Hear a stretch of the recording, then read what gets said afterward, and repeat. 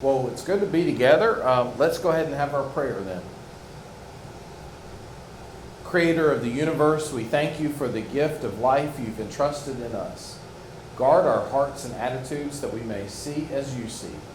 Help us find security in you and free us from the need to feel superior. Let us see our place in your kingdom and humble ourselves before our brothers and sisters. Amen. Well, this is a set of questions you've looked at this week that are about our relationship with ourselves. And that might be the hardest one of all sometimes. I'm sure the psychiatrists or somebody would say that. And so we've been looking at these questions, and just to go over them one more time, to hear them all together about ourselves. Am I proud? Am I defeated in any part of my life? Do I go to bed on time and get up on time? Do I grumble or complain constantly? Am I a slave to dress, friends, work, or habits? How do I spend my spare time? Am I self-conscious, self-pitying, or self-justifying? Yeah, this is quite another list, another heavy list. But the challenge is there, right? It's a challenge, and it's for us to think through. So we have, to get us going, we have a Bible verse, and it's just one verse, so I'll just read it here. Okay. Colossians 3:12 says, "As God's chosen ones, holy and beloved, clothe yourselves with compassion, kindness, humility, meekness, and patience." As God's chosen ones, holy and beloved, clothe yourselves with compassion, kindness, humility, meekness, and patience.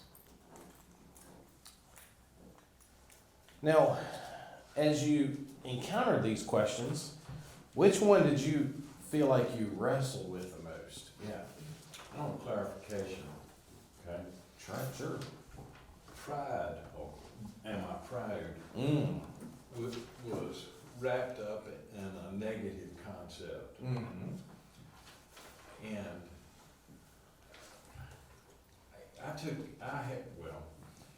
there are things that I would say that I'm proud of. Yeah. But I don't go around shouting about it, telling anybody. Yeah. Okay? So I'm proud to myself about it, but not puffing myself up, I don't think. Mm-hmm. Is there another word for that Yeah. that are used besides pride? Yeah. Well. Yeah, you're proud of your children, you're proud of. Yeah. Well, I am. That was what I was thinking. Sure. But I don't go around telling everybody how marvelous they are or anything like that, or whatever I did in my job or anything like that. That's for me. Mm-hmm. But is that, if it's just me, Mm-hmm. is that between me and Jesus? Is that a bad thing? What do y'all think? No? It's a good question. He Gosh, doesn't. I hope not, I'm proud of all that stuff too. I mean, like my children and my husband and things that, Yeah. private things that Yeah. we've done or had, I don't know. What would it look like, I guess, to think of the negative, to sort of put it in the negative, what would it look like to be too proud of your... Somebody that in a conversation dominates the conversation, telling you about all the good stuff they've done. Yeah. Well, about themselves, but what if they're proud of something that is sort of a moral neutral, like their children or their country or something like that? And can they be too proud to the point that it gets in the way of their walk with God. I think that the writing sort of gave us a balance, Mm-hmm. that being too proud Mm-hmm. is a symptom of having low self-esteem. Mm-hmm. Trying to build yourself up in somebody else's eyes, Mm-hmm. just to compensate for not feeling like you are worthy Yeah, yeah. to be in their company. I have to make myself worthy to have a chair at the table. Right. Yeah. And at I, that point, I agree with that part of it, yes, Mhm. that's what I was getting at, when all they do is tell you how good they are when you're talking to them in a conversation. Brag, Uh, they brag, some Mm. people That's brag. the right word, yes. Mhm. the author said, puff yourself up. Yeah, good, Mm. good, that's a good way to say it, yeah. Mm-hmm. Cheese puffs. Your mama taught you not to do that. Well, is the opposite of pride humility?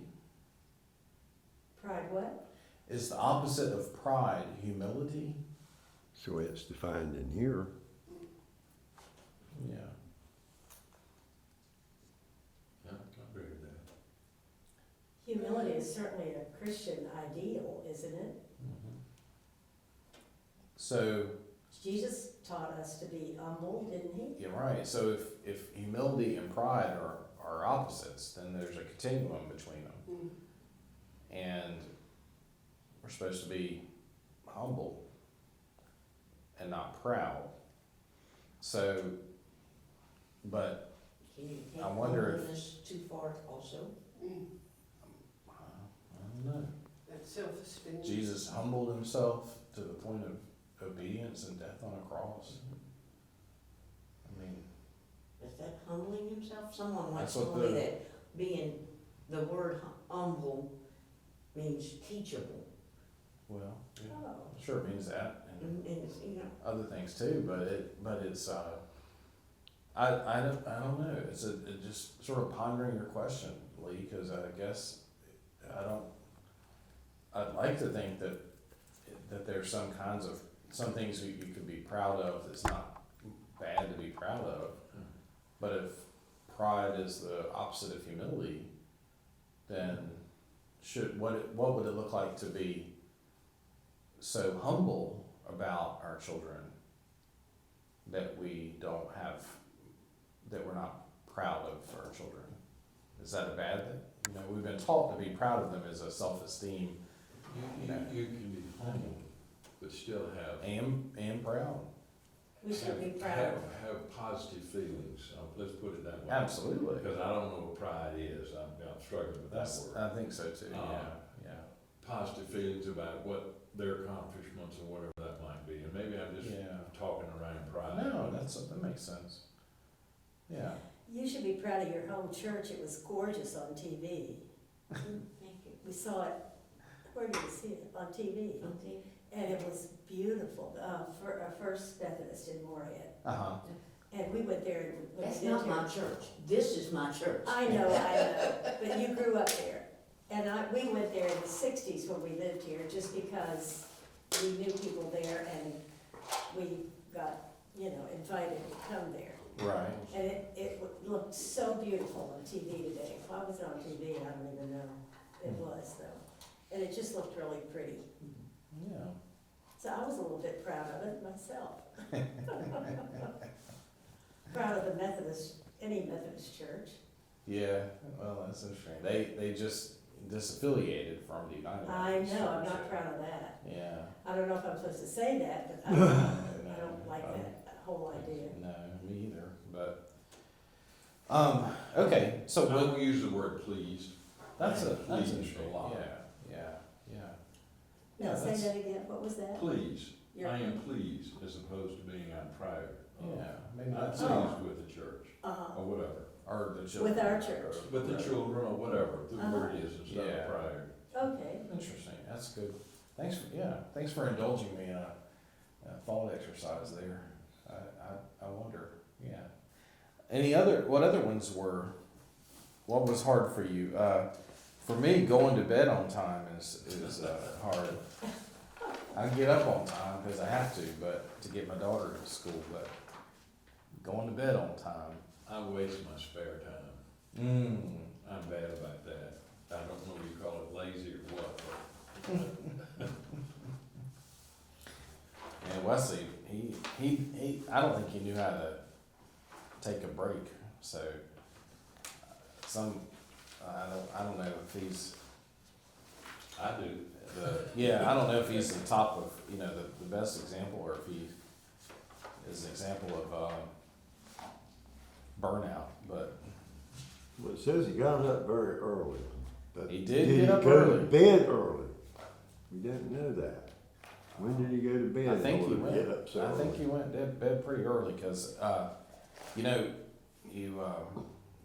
had to, oil was expensive and you didn't stay up and So, burn a midnight oil unless you. times have changed. Yeah, yeah. So there's that. I think I'm most paused by the, second day, am I defeated in any part of my life? Wow, yeah, What now?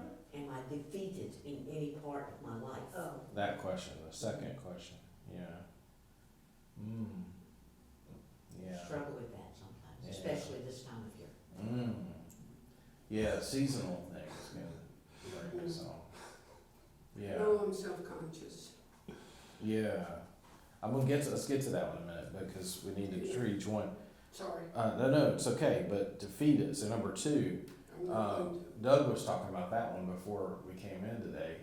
Yeah, it's before like every car that I have had to drive has quit on me, I've got like Again? 4 vehicles that won't go anywhere.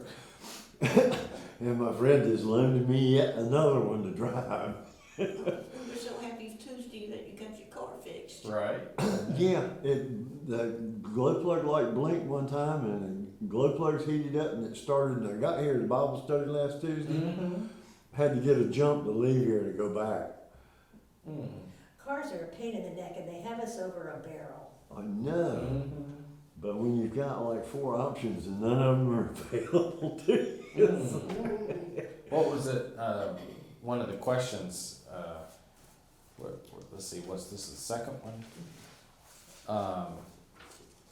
One of the reflection questions on the second one was, is there anything in my life that keeps driving me toward feeling defeated? And Doug and I was like, That was cruel and unjust. that's right, we thought that was a really hard one. Just twist the knife a little I bit. know. Poor guy. You know Teresa Hill, do you know of her, Taylor? Well, you know Teresa Hill, Doug does, I'm sure. She lived in, the next block down Ann Street, and she lived to 107. She was the sweetest old lady. I knew her in her younger years. She was like 95 when I met her younger days. And she lived to 107, and she said the reason she felt like she had lived so long, because she never had a car and she never had a husband. Now, I don't agree Probably with the more husband. about the husband than it was about the car. Well, I couldn't live without my husband, so I don't agree with that part, but the car, I do. Isn't that funny? Oh my goodness. The things people think of. Well, yeah, defeated, yeah. And what's the antidote to being defeated, feeling defeated? Be encouraged. Encouragement, maybe, yeah. The Bible verse, be encouraged. Mhm. I have conquered the world. What I was telling Taylor before y'all came in was that I'm encouraging that I'm learning a lot of stuff about the car. If it's going to be my last car, I need to know how to fix things when they go bad, And so I'm not a mechanic, but I'm becoming one. By divine guidance. Yeah.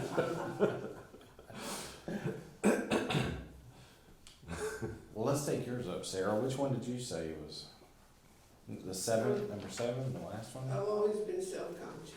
Self-conscious, self-pitying, or self-justifying. That's three things packed in one question. Let's see. Man, Sometimes all of these things would I don't think I'm a slave to dress, or maybe free. I know I'm not.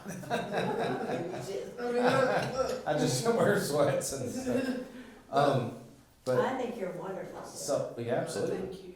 But yeah, self-conscious and self-pitying, those I guess they seem similar to me a little bit. And then, but self-justifying makes me wonder what Wesley meant by that. I guess Well, I maybe think- making up your own excuses to do whatever you want. I guess that's what I think it must be. Because am I proud, I think, does it go, Yeah, like low self-esteem or?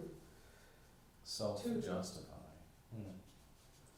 Yeah, I had somebody that I've been helping a lot, and then they told me that, took the credit for everything, and that, I felt, it hurt me a lot, cause I've worked very hard I know, yeah. to help this person, but took credit with her friends. To me, that's, self-justice, Self-justifying, taking credit, okay. where credit isn't due. Yeah. Credit of other people's accomplishments. A.D. Bird told me a long time ago when I was discussing my TV ministry, he said, there's no limit to what you can accomplish with your TV ministry if you don't care who gets credit for it. And I've heard that Yeah. told in several different ways since then, and it's true, you know, if you don't care who gets credit for it, you can accomplish a whole lot more How about that? than if you won't take credit for everything you do, you know. My goodness, that is a good word. Interesting. Yeah, self-conscious and self-pitying. This, well, I mentioned in the page here, the thing that I talked about last week, which all of this is, that Latin word, examine, E-X-A-M-E-N, and E-X-A-M-E-N is sort of Latin, but it basically means inward self-examination. Yeah, it's hard to not feel self-conscious. Somewhere I read where it said, get out of your head, Yeah. get outside of your body or whatever. Get out of your You know, head. Get out of your own head. Yeah, that's hard. Yeah. See ourselves from the outside. Yeah. I think our culture too has helped, accentuate some of that, to get inside your head. You can do it, overdo it too. Right. I think some self-examination is a good thing, but Right. you can go But too far. could go too far. Absolutely. If we don't examine ourselves at all, then we don't know who we are, or why we are. Yeah. One of the words we use this season is joy, Yeah. and it's an acronym. Yeah. For, you know, how you should, Yeah. how I should order my life. Right. Jesus, First. Others. And yourself last. yourself. Isn't that interesting? And you keep that in line like that, then Helps a lot. it's doesn't it? it's gonna balance out. Like you said, it doesn't give Jesus the glory when something Yeah. is accomplished. Yeah, it helps a lot. Let somebody else have the credit if that's what they need to survive. And what does it matter if you get credit? You know what you did. Yeah. And that's, you and Jesus know. Yeah, That's it. Mm-hmm. and that's all Only that Jesus matters. knows. Yeah, And that's all that matters. well, sometimes you need a pat on the back. You do, yeah, right. And I think everybody does it. I think we should do that for others, is pat them on the back and recognize. We all need encouragement and also, acknowledgement and love. And we all need to know that we're loved and cared about, and what we think is important. And if you don't, I think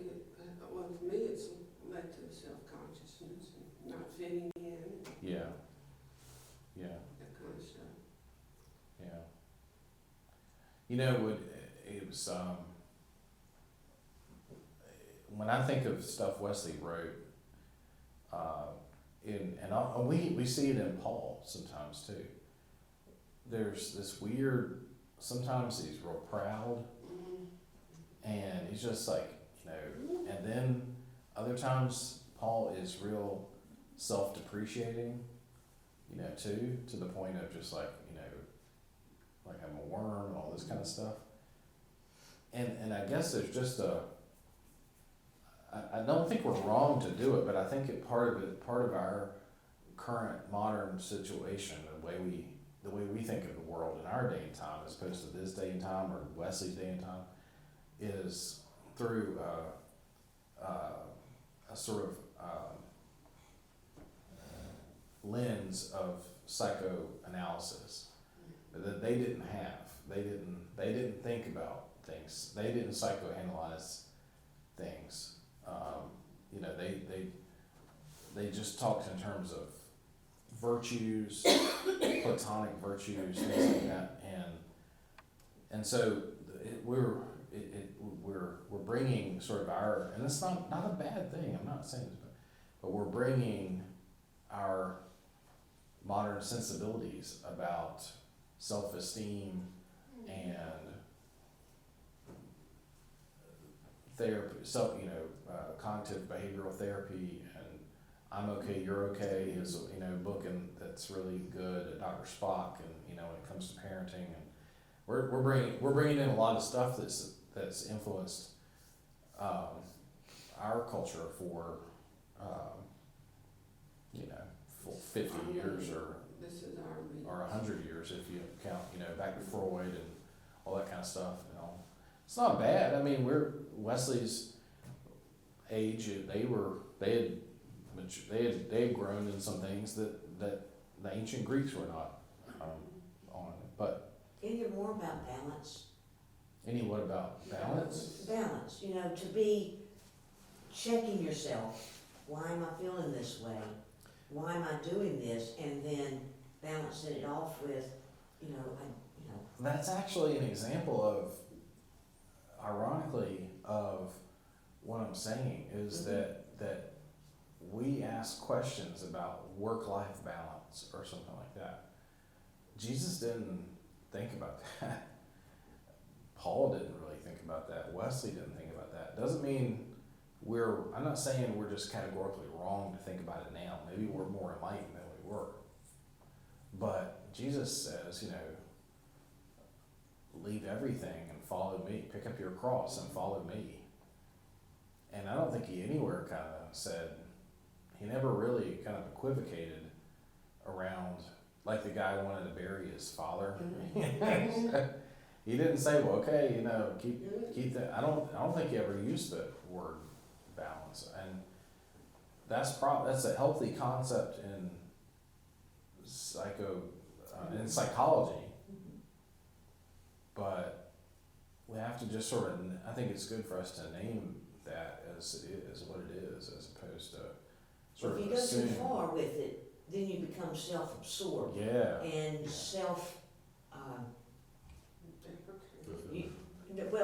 I don't want to use the word self-centered because you need to be centered. Yeah. And that's what Jesus does for me. Yeah, He keeps yeah. me centered. And then the two reflective questions or the two applications are just, whoa. I know. And yeah.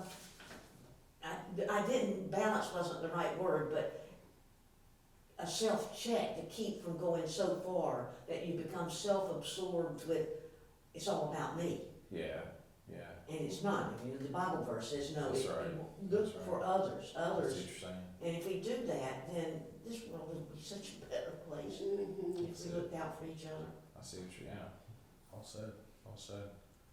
But let me just say, sometimes maybe we can go too far doing that and leave behind some obligations that you may need to be taken care of. We're in the me generation. I've always had trouble with, drop everything and follow me. If you're a family man or have obligations, how can you do that? How how can you walk away from your wife and your children? And you know what I'm saying, kinda, I don't know, I've always struggled with that thought. Yeah, but Jesus doesn't want us to do that. He doesn't want us to walk away from our That's what he family. told That's Peter. what he said. That's Yeah. exactly what he told the disciples. Yeah. Oh, yeah. Leave everything, don't I don't know leave whether they everything were married or behind. not, but that's what he told them. Well, Yeah, that's Peter's, later we hear about Peter's wife, Mother-in-law. mother-in-law, yeah. That's right. Oh, geez, well. Yeah. So much for that. Well, maybe You that's the can't bury your trouble. father, I mean.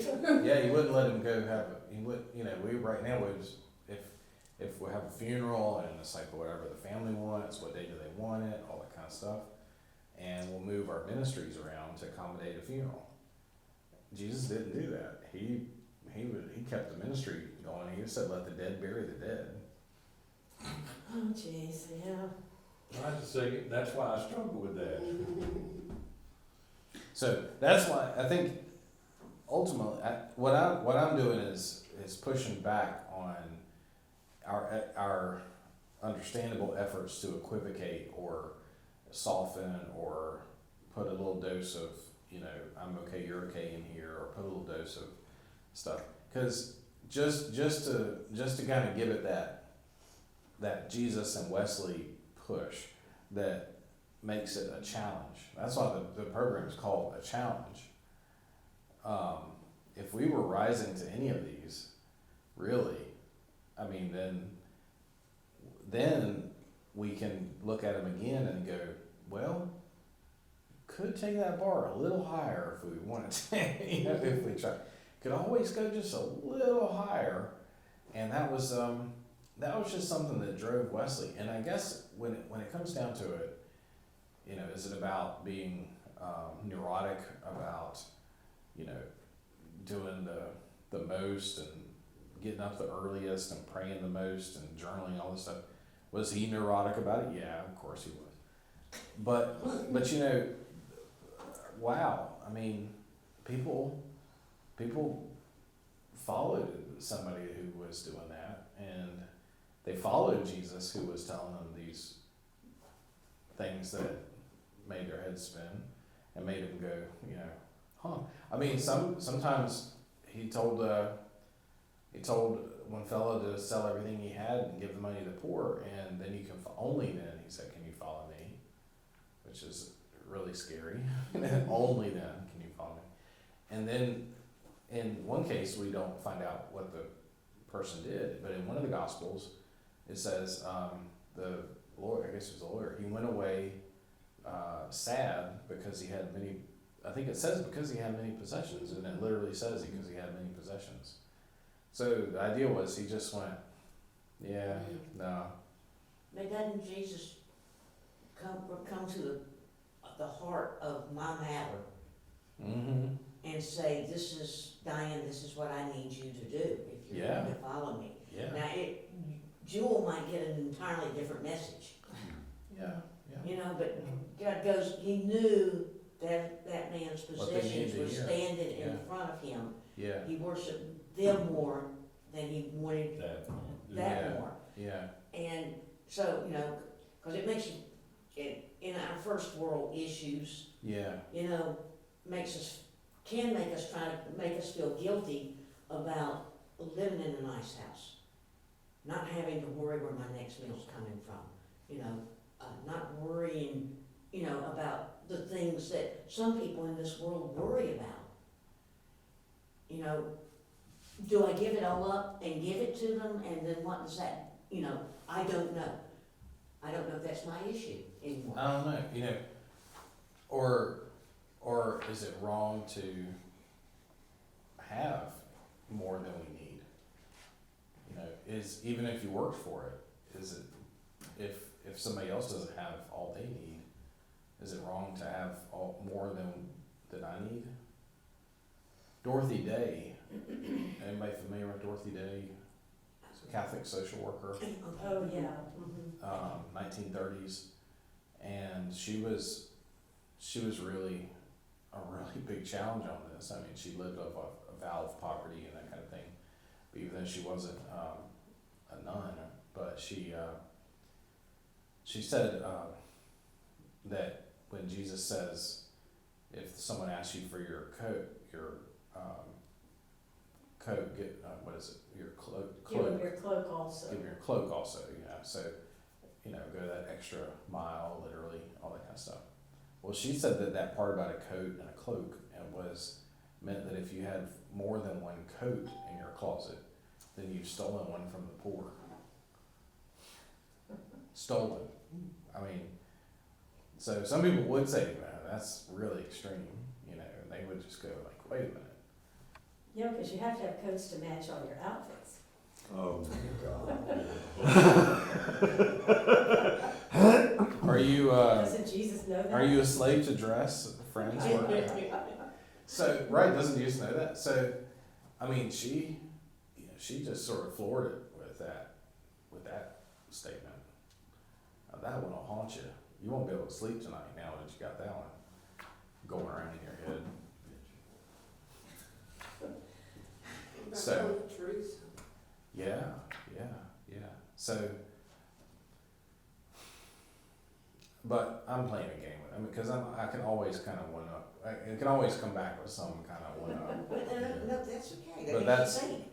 I'm just sort of playing that role basically, but I don't. Well, preachers I'm- are supposed to do that. I'm not any, the prophets were, they were challenging us all the time, weren't they? And the prophets challenge us today. You're making us think. Well, yeah. Should yeah. you be wearing that Duke shirt? No. It's built on tobacco money, so, I'm just kidding. so that is problematic. Yeah, my last church was, it's this beautiful big building, that was almost entirely funded from tobacco, and if it wasn't tobacco, it was the cotton that they put the tobacco, the cotton that made the sacks that tied the tobacco, so it was, it was quite a tangled web we weave, isn't it? Any other reflections on these then, on any particular one? yeah. Which one? I'm a slave to my cigars, and I know it. Yeah, I know it. one of your habits. Yeah, it's my habit. Ooh. Yeah. But I it's never so, saw you. but it's so relaxing. What? I never saw you with a cigar. Well, I don't smoke them in church. Not yet, anyway. I see you out on the sidewalk a lot. When I get home. Yeah. Yeah. If I'm watching TV or something, or even when I'm working on the car, I'll be smoking a cigar. Now, that's only a safety thing that makes me wonder about it. What? Having a cigar around the gas. And, It's diesel, and that's the problem. I can't fire that diesel up because my glove plugs aren't lighting it up. I can stick my cigar right in. I was gonna say, put your cigar over there. well, I drink sodas and pop my knuckles like I did a minute ago. And there's something we've all got some vices, I guess. And, Junk food and computers. yeah. Cell phones. Yeah. Ice cream bars. No. I'm not gonna identify my junk food because I like it all. Yeah, let's dump it all out on And the this table time- now. I started with cigars. Gone to meddling, really, that's right. But no, this time of year, it's so hard too.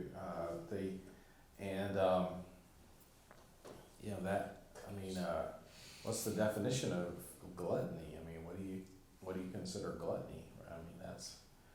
That's kind of, I think that's similar to this question. Am I a slave to dress, friends, work, or habits? A lot of people are slaves to work. Are you one of those? Well, I enjoy my work, and sometimes I feel driven by it, but more to accomplish it or achieve a lot of product or a lot of productivity. But I've been trying to shift away from that to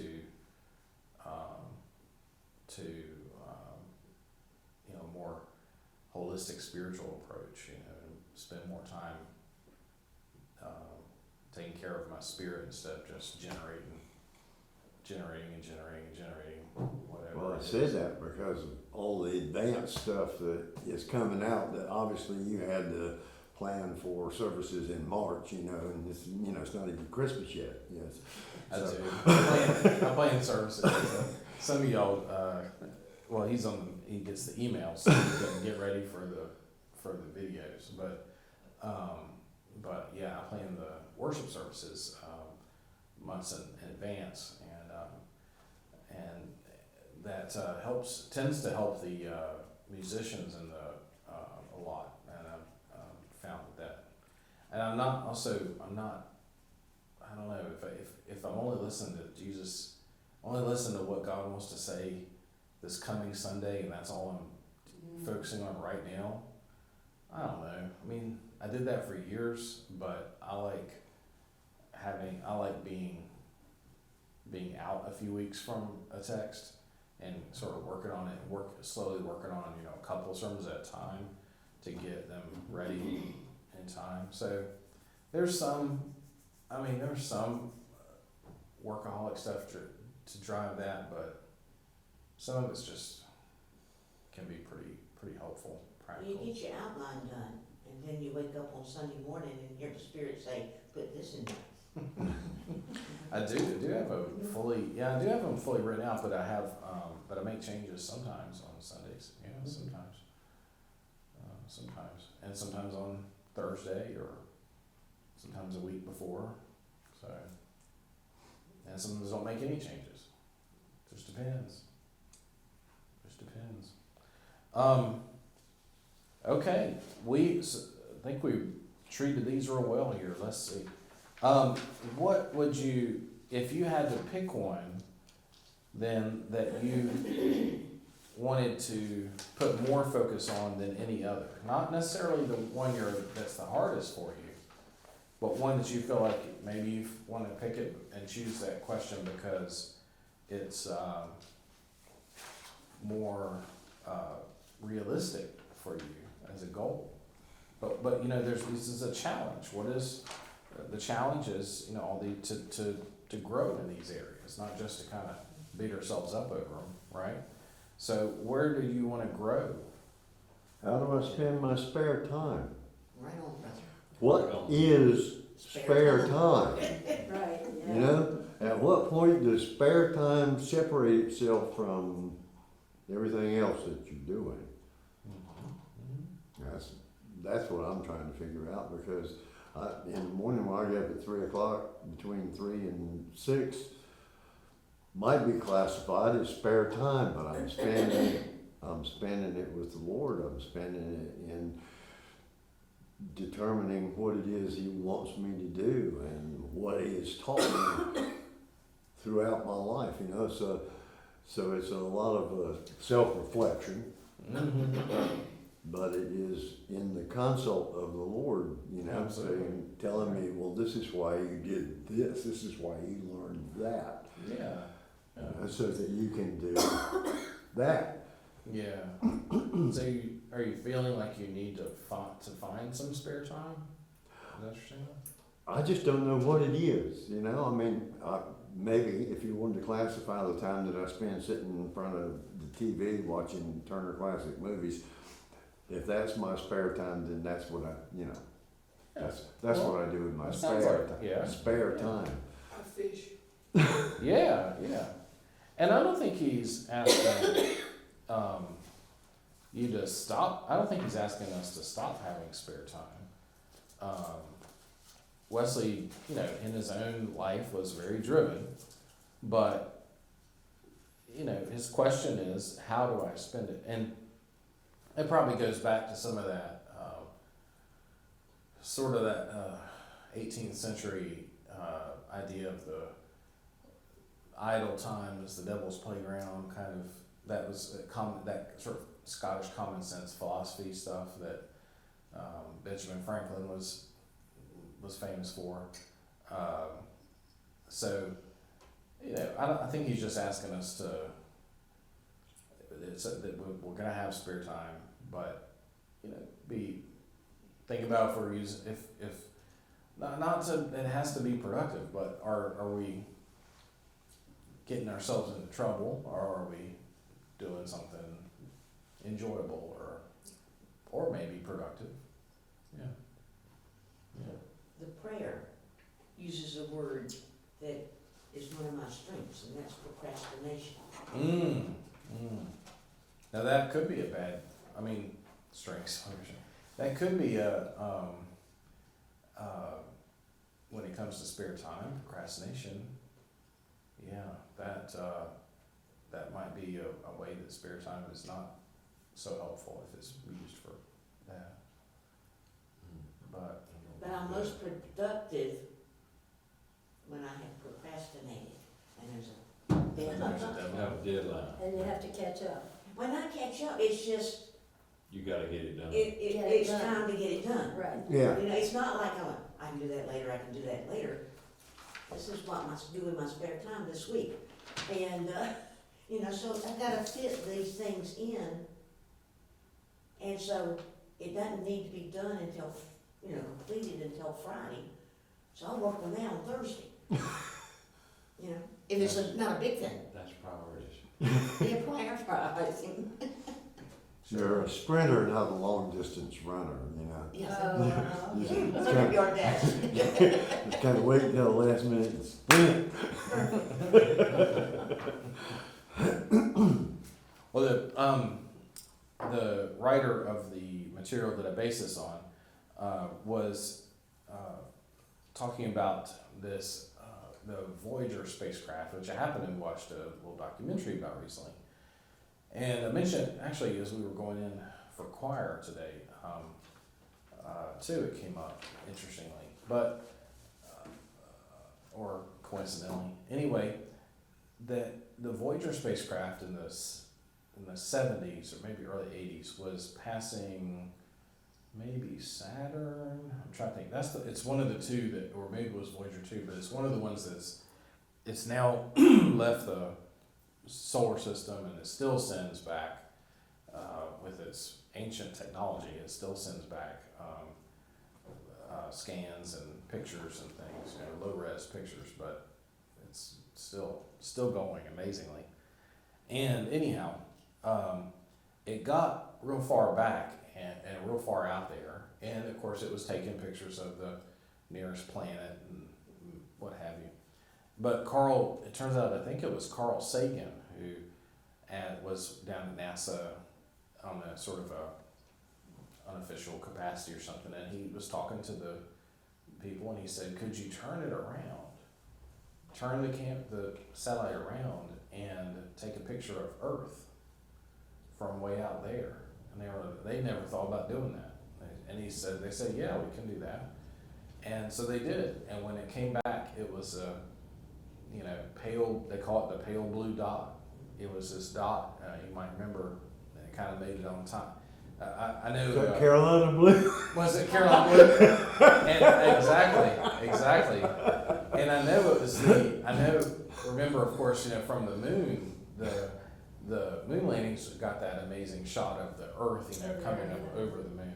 But this time, the Earth was like this big, tiny.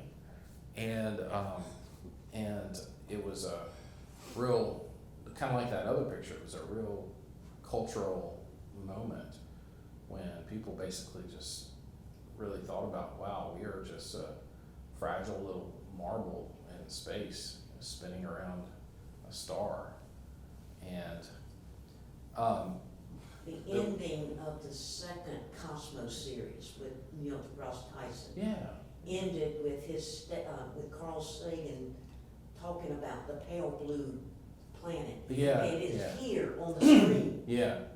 And it's going in its eclipse around the sun, and he's talking about how we have just terrorized each messed it other. up, yeah. It's going back into this part of it, and at the end of the talk, if you didn't know what you were looking at, you would have lost it. It keeps getting smaller, or It's it's small. showing in perspective of what is passing by. And maybe not that one, but there's, you see the earth, you see the moon, and then you start going to see the next one, and it jumps, and you get out to the galaxies, and everything just gets smaller over here. Yeah, We are insignificant. it just makes you realize, doesn't it? So the reason I bring that up is to consider ourselves in our, the overall focus of this challenge this week has been about our relationship with ourselves. And if we are, if we self-aggrandize, if we see ourselves as proud, or if we're proud in a bad way, or if we're consumed or overthinking, or in our heads, or whatever the phrase is you might want to use, this is a corrective. This idea, just like looking up at the night sky. Yeah, go ahead and look up, yeah. Right, absolutely. And realizing, not that we're not, but that despite all how small we are, we're still beloved, and we're still known by God. So, Can we trade pride for thankfulness? yeah, I like that. To be grateful and thankful. That's right. That's a good one. Well, speaking of praying, let's close with prayer. Are you all ready? And next time, we'll come back next week and do the last 7 questions. Okay? All right. This is a prayer from the materials. God, teach me to serve you and to seek your kingdom. Help me to be less concerned about myself and more about you and your mission for this world. Help me to be aware of myself, my faults, and my limitations, but also not to be so concerned with myself that I forget your purpose for me. Not to be so concerned with myself that I forget your purpose for me. In Jesus' name, amen. Amen. Say that again. So not be so concerned with myself that I forget your purpose for me.